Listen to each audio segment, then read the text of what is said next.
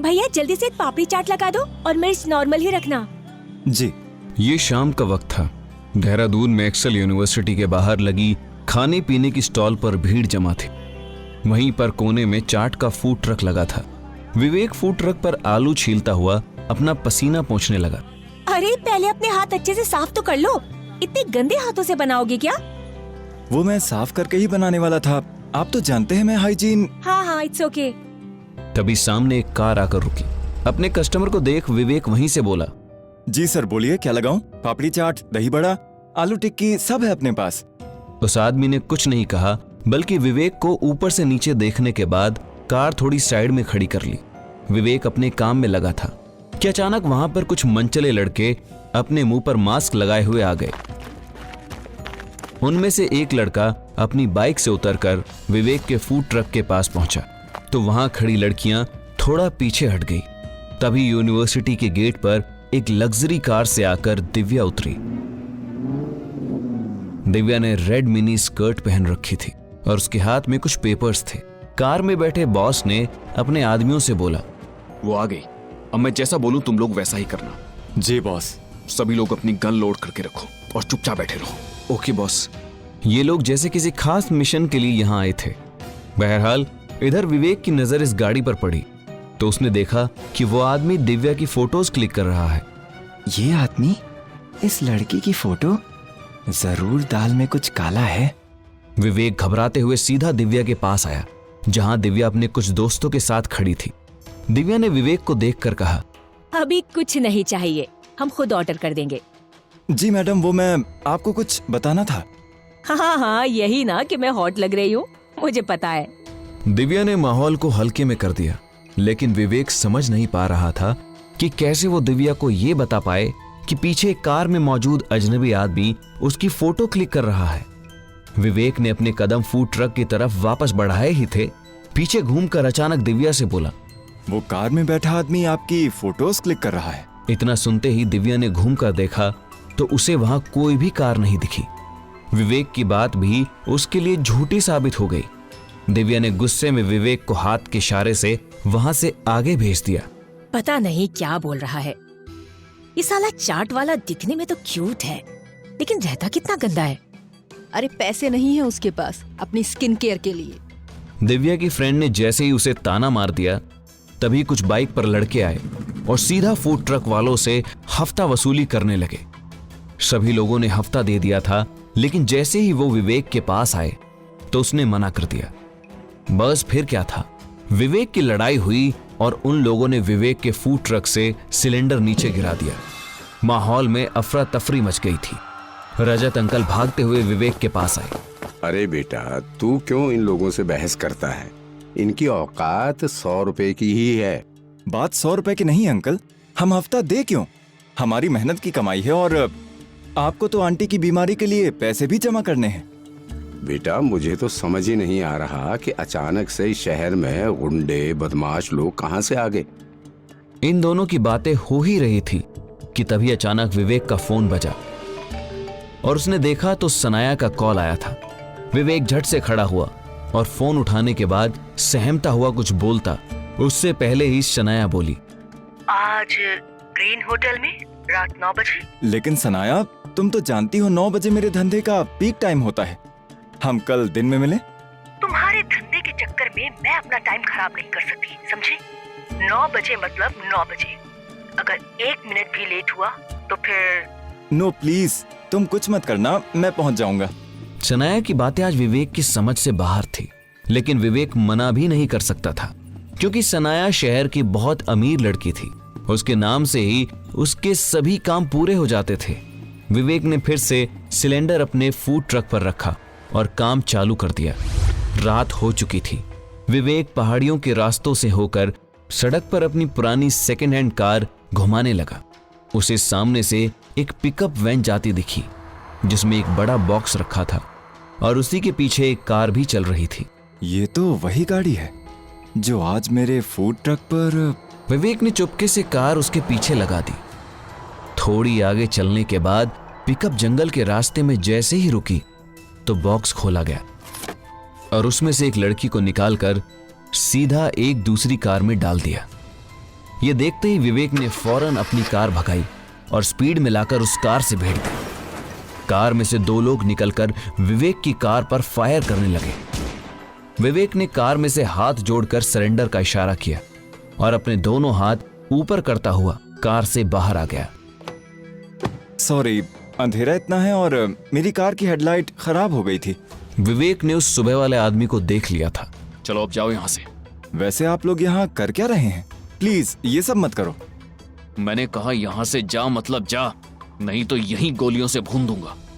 उस आदमी का गुस्सा देखकर एक बार को विवेक पीछे हटा, लेकिन वो अपने मन में लड़की को कैसे बचाया जाए इस बारे में सोच रहा था।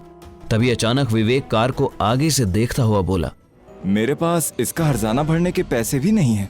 इतना सुनते ही उस आदमी ने जैसे ही गुस्से में नजर उठाई तो अचानक विवेक ने हवा में छलांग लगाई और अपनी पॉकेट से चाकू निकालकर सीधा उसकी गर्दन पर लगा दिया। सभी बंदूक नीचे करो और मेरी कार में फौरन रख दो, नहीं तो आज तुम्हारे बॉस का मैं कीमा बना दूंगा।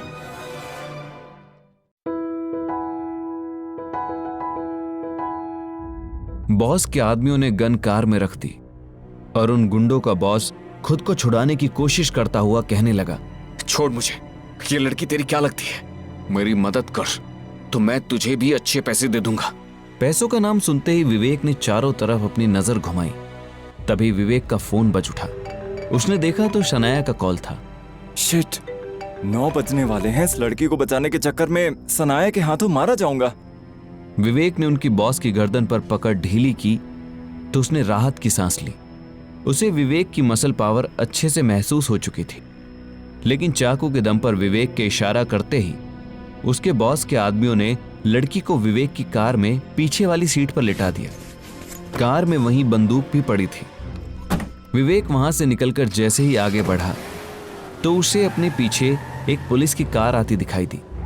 ये देख विवेक ने कार की स्पीड तेज कर ली, लेकिन तभी उसके सामने से भी एक और पुलिस की कार आई। विवेक के सामने मुसीबत ये थी कि लड़की उसकी गाड़ी में बेहोश पड़ी थी और अगर पुलिस उसकी जांच करती तो सारा शक उसी पर जाता। आज तो मेरी असलियत सबके सामने आ जाएगी। अच्छा भला सनाया से मिलने जा रहा था, पता नहीं बीच में इस लड़की के चक्कर में कहां फंस गया। तभी अचानक लड़की की आंख खुली और उसने देखा और वो जोर से चीखी, ए मिस्टर, तुम मुझे कहाँ लेकर जा रहे हो? उतारो मुझे। विवेक ने जैसे ही कार के शीशे में से देखा तो उसे दिव्या दिखाई दी। वो झट से पीछे पलटा। मैं आपको कहीं लेकर नहीं जा रहा, बल्कि आपकी सिक्योरिटी कर रहा हूँ। तुम जैसे लड़कों को मैं अच्छे से जानती हूँ। अगर मेरे पापा को पता चला ना तो हमेशा के लिए तुम्हारा वो फूड ट्रक उठवा के फिकवा देंगे। प्लीज मेरी बात पर यकीन करो। तुम्हें कुछ लोग किडनैप करके ले गए थे।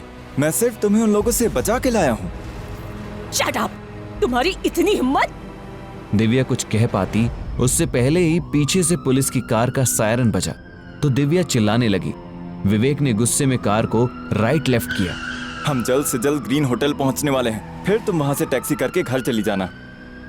ए मिस्टर, होटल का नाम लेकर मुझे उकसाने की कोशिश मत करो। मैं कोई ऐसी वैसी लड़की नहीं हूँ, समझे? और रही बात टैक्सी की, तो फिर मुझे यहीं छोड़ दो। इन दोनों की बहस चल ही रही थी कि पीछे से गैंगस्टर लोगों की कार आ पहुंची। विवेक ने साइड मिरर से देखा तो ये वही कार थी जिसने दिव्या को किडनैप किया था। हमारे पास ज्यादा टाइम नहीं है, जल्द से जल्द होटल पहुंचना होगा। किडनैपर हमें फॉलो कर रहा है। तुम अपनी सीट बेल्ट लगाओ। दिव्या ने पीछे देखा, जा रही थी। वो समझ गई शायद विवेक उसकी मदद करने वाला है।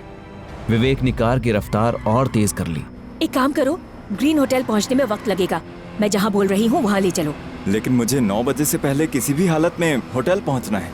विवेक कुछ बोलता उससे पहले ही दिव्या ने अपने बगल में पड़ी गन उठाकर विवेक की कनपट्टी पर लगा दी। विवेक को ना चाहते हुए भी उसके इशारे पर नाचना पड़ा। इधर दूसरी तरफ ग्रीन होटल में शनाया एक बड़े कमरे में बैठी थी। उसके सामने बैठा सुधीर लैपटॉप में कुछ कर रहा था। कंपनी में पिछले क्वार्टर के हिसाब से इस बार ज्यादा प्रॉफिट हुआ है, लेकिन प्रॉब्लम यह है कि हमारा लोन भी बढ़ गया है। तो तुम चाहते हो कि ये लोन मैं अपनी पर्सनल असेट से पे करूं?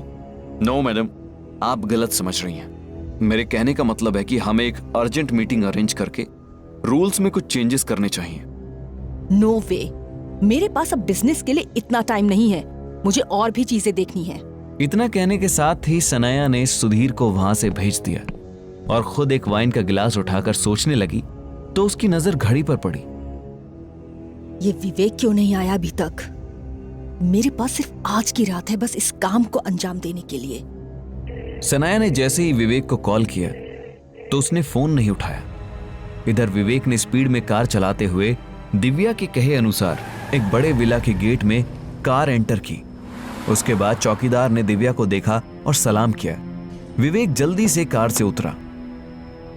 एक काम करता हूँ, कार से जाऊंगा तो लोग मुझे पकड़ लेंगे, टैक्सी से जाता हूँ। थैंक यू मुझे बचाने के लिए। तुम तो बच गई, लेकिन मैं कैसे बचूंगा मैडम? इतना कहते ही विवेक ने बाहर की तरफ कदम बढ़ाए। कुछ दूरी पर खड़ी एक टैक्सी में बैठ गया। इधर दिव्या खड़ी खड़ी सोच रही थी कि एक फूड ट्रक वाले में इतना टैलेंट कहां से आया कि वो गैंगस्टर से कैसे भिड़ गया। उधर टैक्सी वाले को विवेक ने ग्रीन होटल जल्द से जल्द पहुंचने के लिए कह दिया। ग्रीन होटल में पहुंचने के बाद जैसे ही वो ऊपर वाले कमरे में पहुंचा तो सामने खड़ी सनाया उसे घूर कर देख रही थी। तुमने आज फिर देर कर दी। अगर इसी तरह चलता रहा तो मैं तुम्हारी सारी पोल खोल दूंगी। क्या बताऊं आज कितनी बड़ी मुसीबत में फंस गया था। मुझे नहीं जानना तुम्हारी मुसीबत के बारे में। मुझे सिर्फ इतना बताओ कि तुम वो स्टॉल वाला काम कब बंद करने वाले हो। विवेक ने जैसे स्टॉल के बारे में सुना तो उसका दिमाग हिल गया। वो कुछ कहता उससे पहले ही दरवाजे की घंटी बजी। सनाया और विवेक ने एक दूसरे को देखा। विवेक को फिर से डर लग रहा था कि कहीं आज उसे यहां किसी ने सनाया के साथ देख लिया तो बदनामी होगी। वो सीधा वॉशरूम में चला गया। सनाया दरवाजा खोलने आ पहुंची।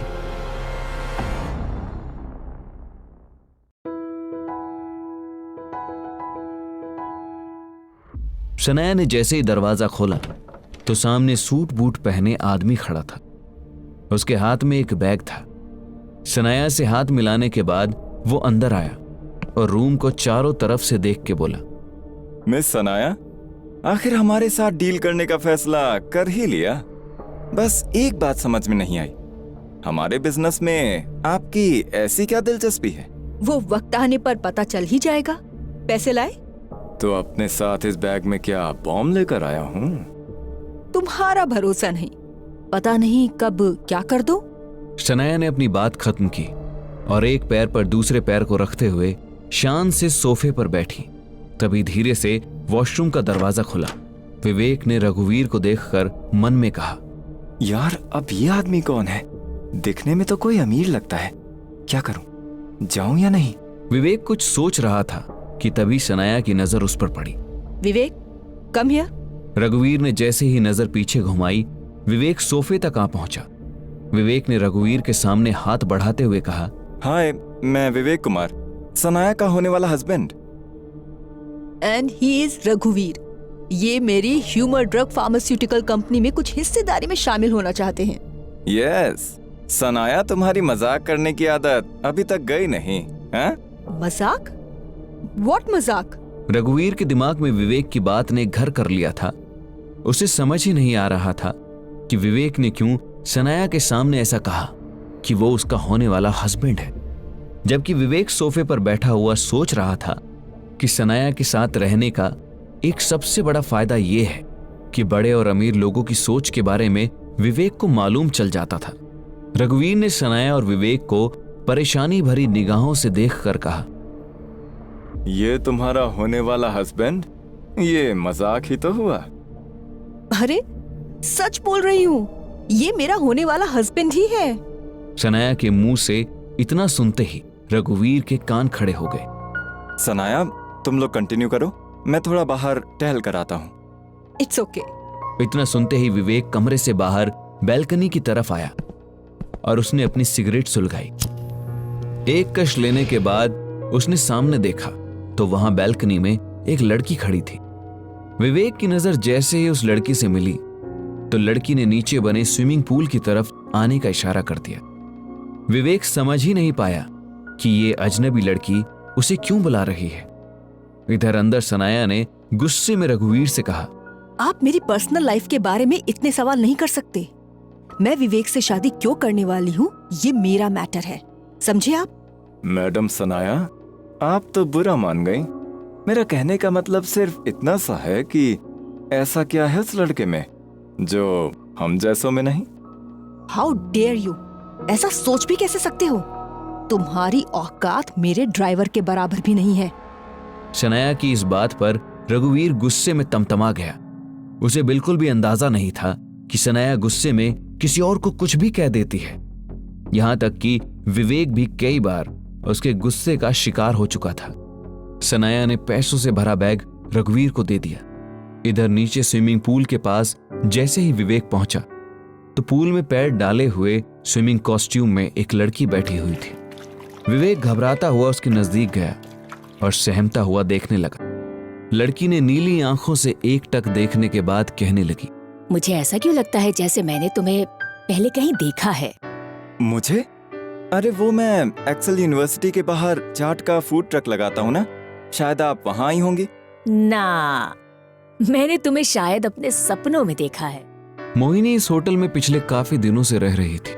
वो इस जगह पर अपनी कुछ स्पिरिचुअल प्रैक्टिस करने के लिए आई थी। मोहिनी की खास बात यह थी कि वो लोगों को हिप्नोटाइज भी कर लेती थी। मोहिनी ने अपनी आंखें घड़ी के पेंडुलम की तरह घुमाई। विवेक ने कुछ देर तो उसकी आंखों में देखा, तभी उसका फोन बज उठा।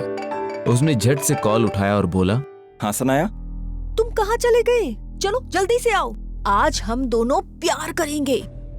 सनाया, शादी से पहले ऐसा कुछ नहीं करना, नहीं तो मैं। विवेक आगे कुछ कहता, उससे पहले ही उसकी नजर मोहिनी पर पड़ी जो उसे एकटक अभी तक घूर रही थी। विवेक ने सनाया को फोन कर पार्किंग में आने के लिए कहा और खुद को मोहिनी के चुंगल से बचाकर वहां से निकल लिया। अगली दोपहर विवेक अपने फूड ट्रक पर बैठा मोबाइल में कुछ देख रहा था। तभी उसके पास एक कार रुकी और एक पुलिस वाला डंडा घुमाता हुआ विवेक के फूड ट्रक पर आया।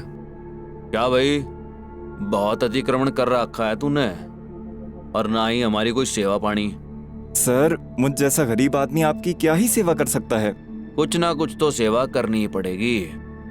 पुलिस वाले की बात से विवेक समझ गया था कि वो किस सेवा की बात कर रहा है, लेकिन विवेक अपनी होशियारी झाड़ते हुए बोला, आप अपनी ड्यूटी अच्छे से नहीं कर रहे। कल यहाँ एक लड़की किडनैप हो गई थी, फिर मैंने उसे बचाया। अच्छा, तो अब पुलिस वाले का काम तू कर रहा है। देख बच्चू, जिसका काम उसी को साजे, दूजा करे तो ठेंगा बाजे। पुलिस वाले के शायराना अंदाज से एक पल के लिए विवेक घबराकर अपनी कुर्सी से खड़ा हुआ। तभी एक कार में से पहले 2 बॉडीगार्ड निकले और फिर शॉर्ट्स पहने हुए दिव्या ने अपने कदम जमीन पर रखे। इधर पुलिस वाले ने विवेक के गले में झांक कर देखा तो बहुत सारा कैश और कुछ गोल्ड पड़ा था।